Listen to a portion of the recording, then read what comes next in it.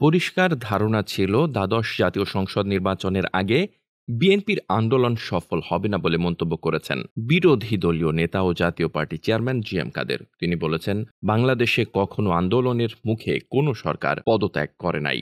২৭ April শনিবার সকালে Ramna engineers institution মিলনায়তনে দলের বর্ধিত সভায় এসব কথা বলেন তিনি। সকাল ১০টা ৫৭ কোরআন তেলাওয়াতের মাধ্যমে সভার উদ্বোধন করা হয়। এতে জাতীয় পার্টির কেন্দ্রীয় বর্ধিত সভায় সভাপতিত্ব করেন বিরোধী দলীয় নেতা ও জাতীয় পার্টি চেয়ারম্যান গোলাম মোহাম্মদ কাদের। স্বাগত বক্তব্য রাখেন বিরোধী দলীয় চিফ হুইপ ও জাতীয় পার্টি মহাসচিব মোহাম্মদ মুজিবুল হক চুন্নু। এ সময় উপস্থিত ছিলেন জাতীয় পার্টির কো চেয়ারম্যান রুহুল আমিন হাওলাদার, সালমা ইসলাম সহ অনেকে। জি.এম. কাদের বলেন, বাংলাদেশের ইতিহাসে আন্দোলন চলাকালে তৃতীয় শক্তি এসে সরকার পরিবর্তন করে এমন ইতিহাস নেই। ফলে বিএনপির ১ কিংবা ১০ লাখ বা ১ কোটি লোক নিয়ে রাস্তায় নামলেও বিএনপির আন্দোলন সফল হবে না। তিনি বলেন, ৭ জানুয়ারি নির্বাচনের আগে আমি বিভিন্ন বিদেশি বন্ধুদের সঙ্গে বৈঠক করে পরিষ্কার বুঝেছি ৩টি বিদেশি বড় শক্তি আওয়ামী লীগকে ক্ষমতায় রাখতে এবং নির্বাচন সফল করতে কাজ করে যাচ্ছে। শুধু তারা নয়,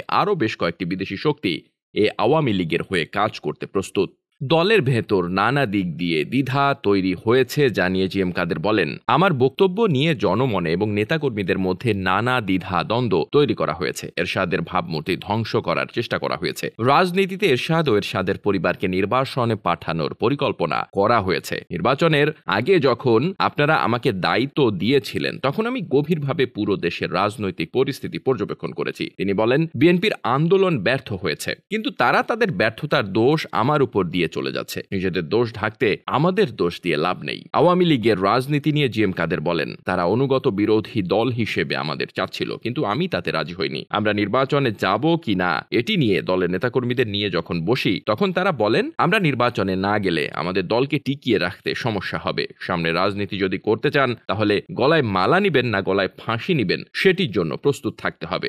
২৬ জনের একটি তালিকা দিয়ে আওয়ামী লীগ বোঝালো যে তারা আমাদের সুবিধা দিল, কিন্তু আমরা যেখানে ক্যান্ডিডেট ছিলাম তাদের দলের প্রার্থীও ছিল, তাই আমাদের কোনো ছাড় দেওয়া হয়নি। আমি আমার দলের প্রার্থীদের বলেছিলাম, এখানে কোনো ছাড়ের বিষয় নেই। আওয়ামী লীগ প্রার্থী সব জায়গায় রয়েছে, তারাও জয়ী হতে পারে। এছাড়া বক্তব্যের মাধ্যমে নিজেদের অবস্থান সম্পর্কে পার্টিকে জানাতে চান জাপার বিভিন্ন জেলা ও উপজেলার কেন্দ্রীয় নেতারা।